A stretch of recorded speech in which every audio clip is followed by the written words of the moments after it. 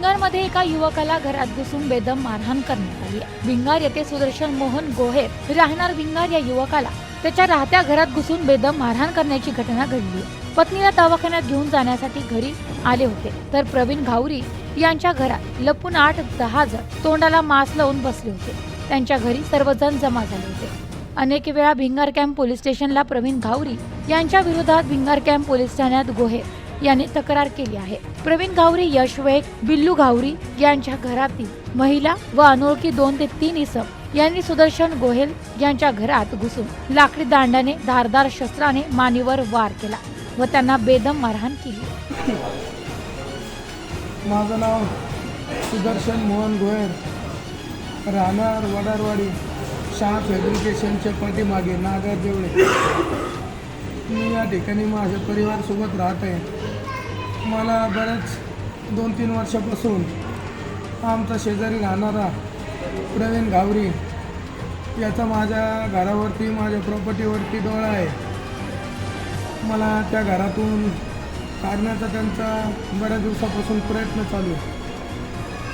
आज मी माझ्या बायकोला दवाखान्यात घेऊन जाण्यासाठी घरी आलो तर त्यांच्या घरात सकाळ धरून 8-10 लोक दाबा धरून बसले होते।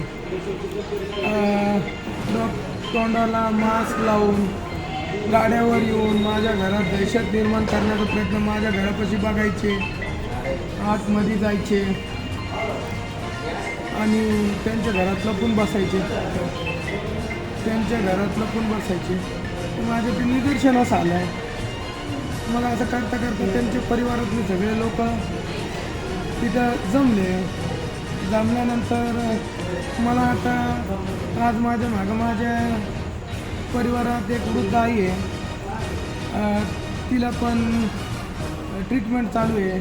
माझ्या बायकोला कॅन्सरची ट्रीटमेंट चालू आहे। तर मला हॉस्पिटल पाहू काही कोर्ट कचेरी पाहू, मला काही सुधारणा।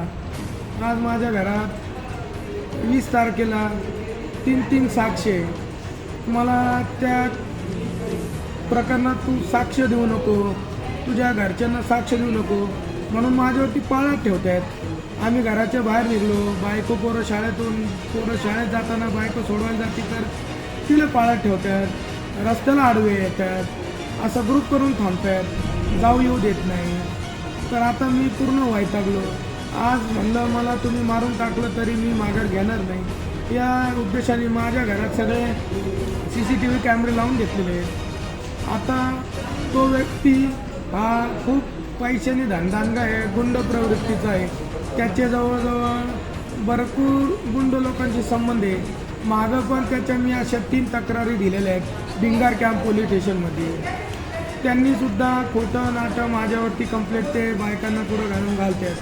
पण आज माझ्या घरात CCTV कॅमेरे लागलेले तिथं प्रवीण घावरी, यश वैद्य, नितेश बिल्लू घावरी त्यांच्या घरातल्या महिला, अनोळखी 2-3 इसम जे घरात लपून बसले होते, ते मला अंदाज नव्हता तर ते डायरेक्ट माझ्यावरती प्राणघातक हल्ला करतील। माझ्यावरती आज त्यांनी मला जीवा मारण्याच्या उद्देशाने प्राणघातक हल्ला केला। माझ्या आईने मला सोडवण्याचा प्रयत्न केला तर माझ्या आईला ढकलून मारहाण करून माझ्या डोक्यात लाकडी दांडके, एक धारदार शस्त्र त्यांच्या काहीतरी हातात होतं प्रवीण घावरीच्या। त्यांनी या ठिकाणी मला वार केला, मी तो वाचवला। त्यांनी मला सगळ्यांनी उचलून एका झाडाच्या पलीकडे नेलं। तिथं मला यश वैद्य म्हणून त्याचा बाचा आहे, तिथं राहतो तो माधवबागच्या का कुठंतरी, आणि त्याच्या भावाने पण मागच्या वेळेस माझ्यावर हल्ला केलेला आहे। ते म्हणलं ह्याला मारून टाका, इसका गला काट दो, जान शिवे दिले, इसको आज जान से मार दो, इसका मॅटर ही मिटा दो, जो रहेगा देखते आएगा असं म्हणून एवढ्या प्रयत्नात माझ्या बायकोनी 112 नंबरवरती फोन लावला। पोलिसांची मदत येऊसपर्यंत पोलिसांची मदत आली नाही। मला त्यांनी आश्वासन दिलं का आम्ही येतो। मी घरात लपून बसलो। परस्पर मला दार अडवून ठेवलं, मला कंप्लेंट द्यायला सुद्धा घराच्या बाहेर निघून देत नव्हते. मी कसा बसा त्यांच्या तावडीतून मी सध्या सिव्हिल हॉस्पिटलला ॲडमिट आहे. मला फक्त न्याय मिळावा एवढीच माझी पोलीस प्रशासनाला विनंती आहे. मी यांच्या अन्यायाला कंटाळलेलं आहे.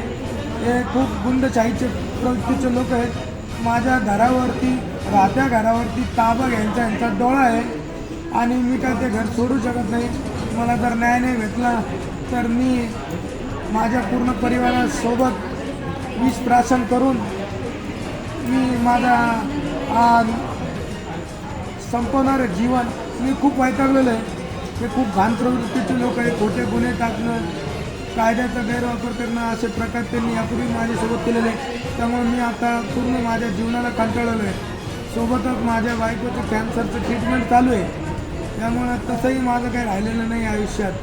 आता मला फक्त पोलीस प्रशासनाचं न्याय मिळावा एवढी माझी विनंती आहे.